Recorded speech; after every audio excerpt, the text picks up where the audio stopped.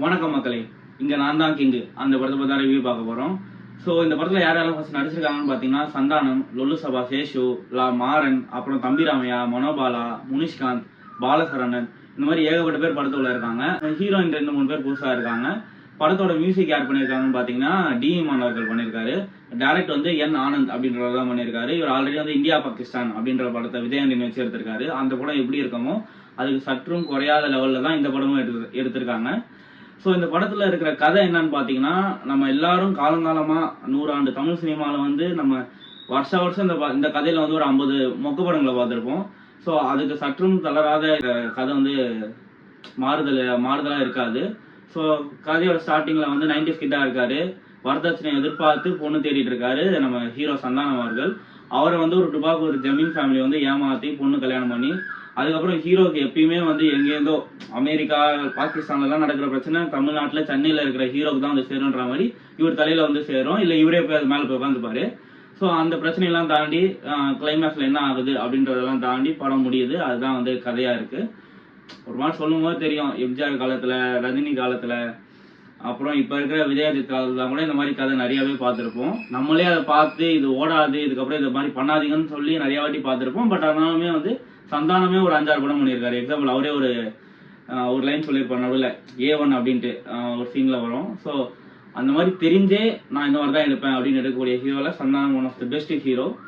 சந்தானத்தை பத்தி இந்த படத்துல என்ன சொல்றது இருக்குன்னா, அவர் கதை கேட்கறதுக்கு பதிலாக வந்து உட்காந்து டைலாக்ஸ்க்கு காமெடிலாம் உட்காந்து எழுதிட்டே இருப்பார் போல யாரையும் கேட்டு. பிகாஸ் வந்து கதைலாம் எனக்கு தேவையில்லை, சீன்லாம் எனக்கு தேவையில்லை, நான் காமெடி சொல்லிட்டே இருக்கேன். எனக்கான ஒரு 10 ஃபேன்ஸ் இருக்கானுங்க, விண்டேஜ் ஃபேன்ஸ். நான் காமெடியாக ரொம்ப சம்பாதிச்சு வச்சிருக்கேன். அவனுக்கு சிரிச்சுனே இருப்பானுங்க. குடும்பங்கள் கொண்டாடும் அந்த குடும்பம், ஆன்டி அங்கிள், அப்புறம் இந்த குழந்தைங்க, இவங்கலாம் சிரிச்சா போதும், பிசிலாம் சிரிச்சா போதும், ஏலாம் அவங்க வந்து இந்த கிரிட்டிக்ஸு, அப்புறம் வந்து படம் நல்லா இருக்கு, கண்டென்ட், அதெல்லாம் தேவையில்லை எனக்கு. நான் காமெடியனா இருந்து ஹீரோவா மாறியவன். அதை நான் என்றும் மறவாமல் நான் காமெடி பண்ணுவேன். பட் ஆனால் அவர் ஒன்று மறந்துட்டாரு. அவர் is the one of the best comedian in our industry once upon a time. அது வந்து அவர் மறந்துட்டு, நான் காமெடியன், அதனால நான் என்ன பண்ணாலும் சிரிப்பாங்க அப்படின்றத மைண்ட்குள்ளேயே வச்சுட்டு வந்து நடிக்கிறார் போல. பிகாஸ் வந்து இவங்க இந்த மாதிரி ஒரு 3-4 ஹீரோஸ் இருக்காங்க, சந்தானம், ஜீவா, ஜெய், இவங்கலாம் ஒரு காலத்துல கண்டென்ட்டை நம்பி உள்ள வந்து ஹிட் ஆனவங்க. பட் ஆனா இப்போ வந்து லூசுத்தனமா நான் எல்லாரும் சிரிக்க வைக்கிறேன், இப்படி பண்ணா சிரிப்பாங்க அப்படின்னு சொல்லி தேவையில்லாம வந்து கண்டென்ட், கதை இல்லாம, ஒரு விஷயம் இல்லாம, காமெடி மட்டுமே அவங்களுக்குன்னு ஒரு 5-6 செட்டு வச்சுட்டு வந்து நாங்க காமெடி பண்ணிட்டே இருப்போம், நீங்க வச்சுட்டே இருப்போம், அவங்களோட கெரியர் அவங்களே கெடுத்துக்கிறாங்க. பிகாஸ் சந்தானம் இப்போ சூரிய எடுத்துக்கோங்க, இப்போ இண்டஸ்ட்ரியை வெயிட் பண்ணுது அவரோட அடுத்த ப்ராஜெக்ட் எந்த மாதிரியான தரத்துல இருக்கும். பிகாஸ் ஆஃப் த விடுதலை ஒரே படம் தரமா ஒரு டேரக்டருக்கு போய் அவர் ஒப்படைச்சாரு. அவரோட விஷனே, அவரை நம்ம பார்க்கக்கூடிய விஷனே மாறிடுச்சு. சூரியனாலே நம்ம வெயிட் பண்ணிட்டு இருக்கோம், எப்போ அவரோட அடுத்த ப்ராஜெக்ட்லாம் ரிலீஸ் ஆக போகுது, விடுதலை 2 எப்போ வர போகுது, கர்டன் எப்போ வர போகுது அப்படின்னு வெயிட் பண்றக்கூடிய அளவுக்கு அவரோட கெரியரா அவர் வந்து மாத்திக்கிட்டாரு. டிரான்ஸ்ஃபர்மேஷனா அப்படி இருக்கணும். பிகாஸ் சந்தானம் வந்து அவர் இருக்கும் போதே he's one of the peak. அவரை அடிச்சுக்க காமெடியெல்லாம் அங்கே ஆளே கிடையாது. அவர் போனதுனால வந்தவங்க நிறைய பேர் அந்த இடத்த பிடிக்க முடியாம ஒண்ணுமே தத்தளிச்சிட்டு இருக்காங்க.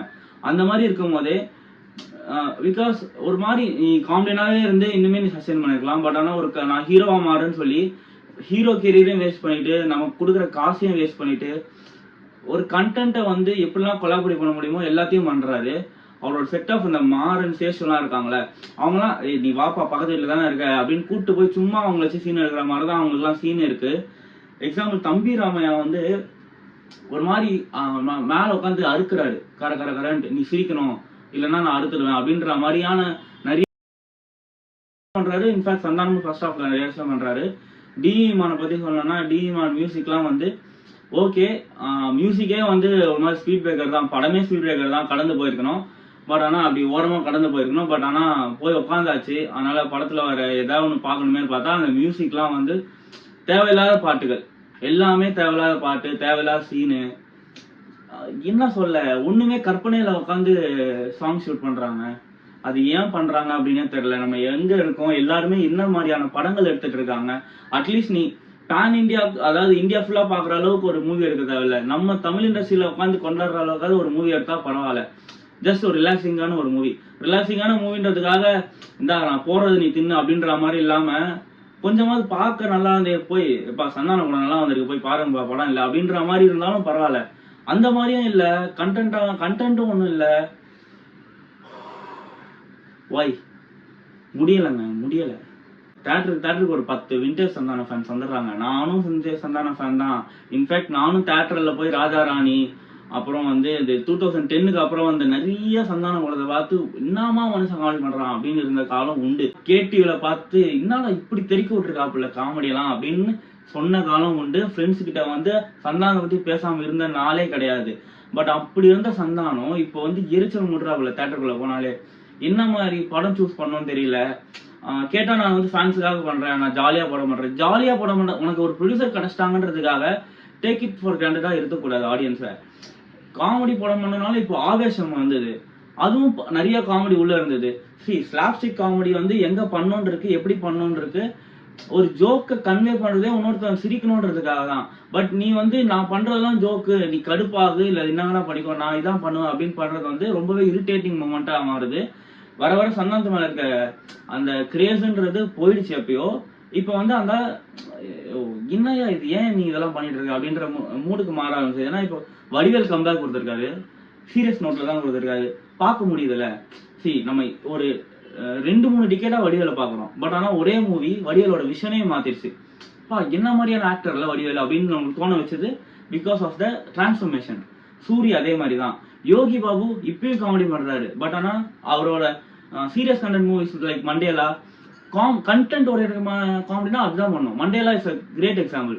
அவர் காமெடி தான் பண்ணியிருப்பாரு. பட் ஆனா அந்த கண்டென்ட் ரொம்ப ஸ்ட்ராங்கா இருக்கும். அவ்வளவு ஸ்ட்ராங்கா இல்லைனாலுமே ஸ்டோரி இருந்தாலும் பரவாயில்ல. ஸ்டோரி வச்சு நீங்க வந்து ஒரு படத்தை மூவ் பண்ணீங்கனாலே அந்த படம் சூப்பர் ஹிட் ஆக வாய்ப்பு உண்டு. உங்களுக்கான ஒரு ஃபியூச்சரும் இருக்கும், எங்களோட காசும் கொஞ்சம் ஒர்த்தா இருக்கும். தேவையில்லாம போய் ஒரு தியேட்டர்ல உட்காந்து ஒரு 2 hours 2.5 hours வேஸ்ட் பண்ணி அதுல இருந்து வெளில வர்றதுக்கு நீங்க அந்த படத்தை பண்ணாமே இருக்கலாமே. நாங்க உங்க மேல இருக்கிற ஒரு கிரேஸ்னால தான் அந்த படம் பார்க்க வரோம். சந்தானம் இஸ் ஸ்டார், ஒரு 2 டிகேடா நம்ம பார்த்துட்டு இருக்கோம்.